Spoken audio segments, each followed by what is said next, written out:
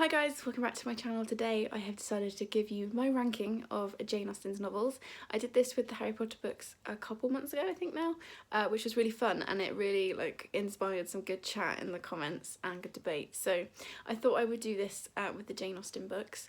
I love reading classics. I recently did a Classics for Beginner video, which I will link up here and in the description.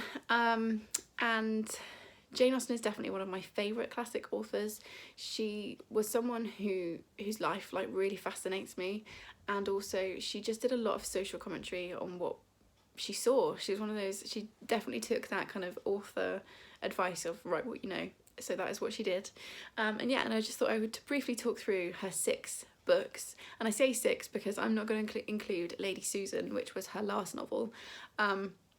I'm not going to include that because it wasn't finished when she died and she never submitted it for publication, and I don't have any issue with reading books that have been published posthumously, but when a book isn't finished, like an author hasn't submitted it, it just doesn't quite feel right to kind of put it alongside the others that were finished, and that she felt comfortable to publish. So I'm not going to be including Lady Susan here, but I am just going to briefly talk through firstly the publication order, and then I'll talk through my order of preference. So these are, I'm very lucky to have beautiful editions, which I treated myself to a while ago.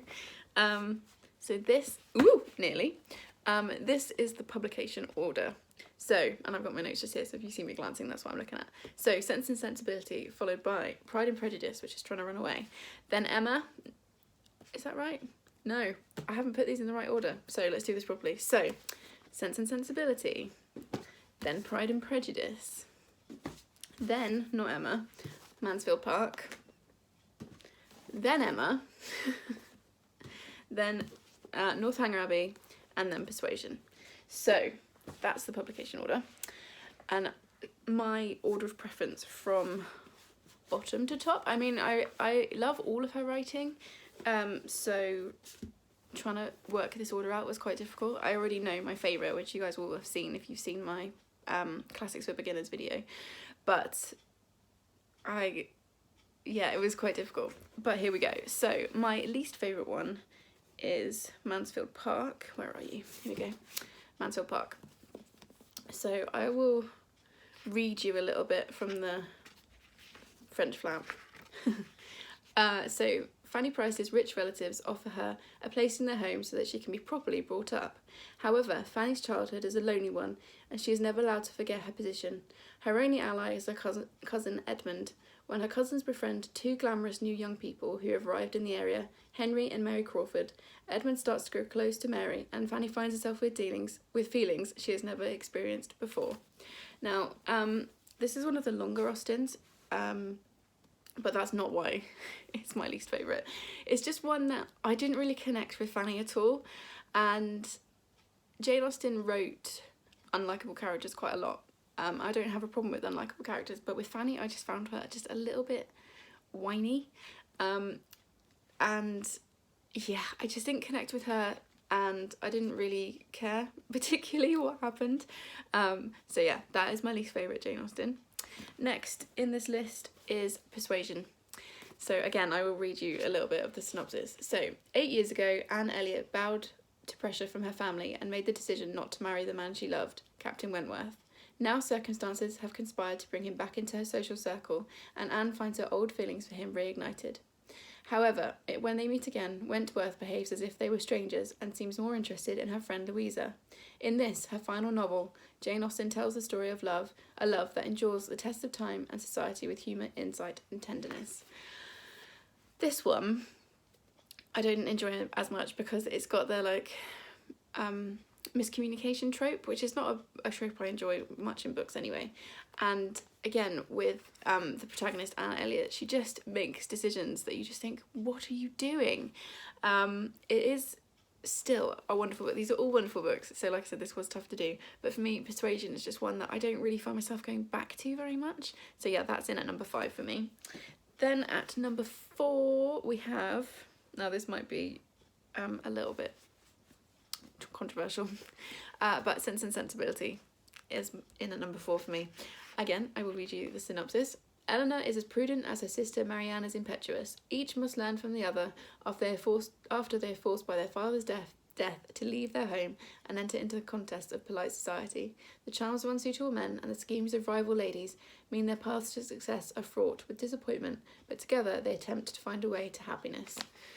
I know lots of people love this one, which is great because I'm glad people are reading Austen, and the BBC adaptation of this I absolutely love, but for some reason the book for me just didn't quite have the skill of the others, and obviously it was her debut novel, which is why. But it just wasn't quite as good for me as some of her later works. Okay, now we're into the top 3. So this was really hard to choose. This was like properly splitting hairs.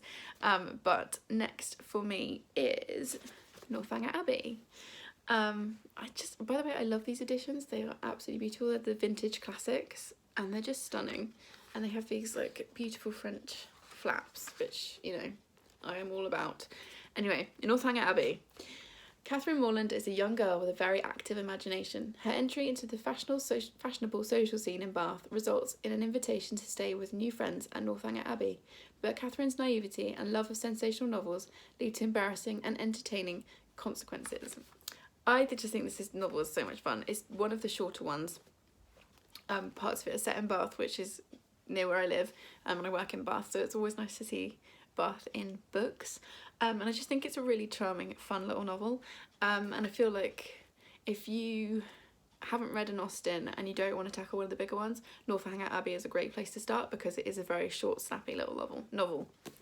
And then my top 2, this was properly hard because I love both of these novels. But in second place is Pride and Prejudice, which is probably easily her most famous novel. Yes. So Pride and Prejudice is in number 2. So Elizabeth Bennet is young, clever and attractive, but her mother is a nightmare, and she and her 4 sisters are in dire need of financial security and escape. The arrival of affable Mr. Bingley and arrogant Mr. Darcy in the neighbourhood, both single and in possession of large fortunes, turns all of their lives upside down in this witty drama of friendship, rivalry, enmity and love.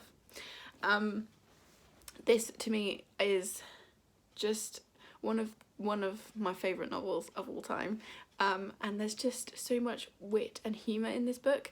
It also reminds me of Much Ado About Nothing by Shakespeare because you've got that very much that back and forth between the main lovers, and it's one of those books I read again and again, and every time I read it I notice more things.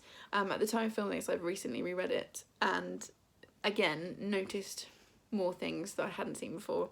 And obviously it's been adapted lots of times. There's the film with Keira Knightley, but I would always recommend the BBC series, which was, I think, the best adaptation of it. And yeah, that's my second book. And then that only leaves one in the top spot, which is Emma. I've talked about this book before. Let me read you the synopsis and then I'll chat about it. So, Emma is young, rich and independent. She's decided not to get married and instead spends her time organising her acquaintances' love affairs. Her plans for the matrimonial success of her new friend Harriet, however, lead her into complications that ultimately test her own detachment from the world of romance. So, I think Emma is my favourite Austen character, just because she goes through such a journey from the start of the book to the end. You've also got the trope of enemies to lovers, which is one that I always enjoy. And you just get a really good look at Jane Austen's wit and how clever she was and how interesting she was through these characters. It is the biggest Austen? Yeah, it is the longest of the books, so possibly not the best place to start. However, I would say it's very easy to read, and as I said in my Classics for Beginners video, which I've referenced loads in this video, this is very much like if you enjoy kind of contemporary romance, I feel like this would be a really good fit for you because this is a classic romance. So yeah, that's my favourite Jane Austen. That is my ranking. Let's hold it up. Ooh, try and hold this without falling over. That's my ranking from least favourite to most, but I do love all of them and I would highly recommend them. Drop me a comment below and tell me what your favourite Jane Austen is. Give me your ranking if you want to, if you've read them all. Let me know if you haven't read one, and if you'd like to try one, have a chat with me in the comments about the kind of thing you like, and I will try and fit a Jane Austen novel to you. So yeah, that's my ranking. and I will see you guys in the next one. Thanks guys, bye!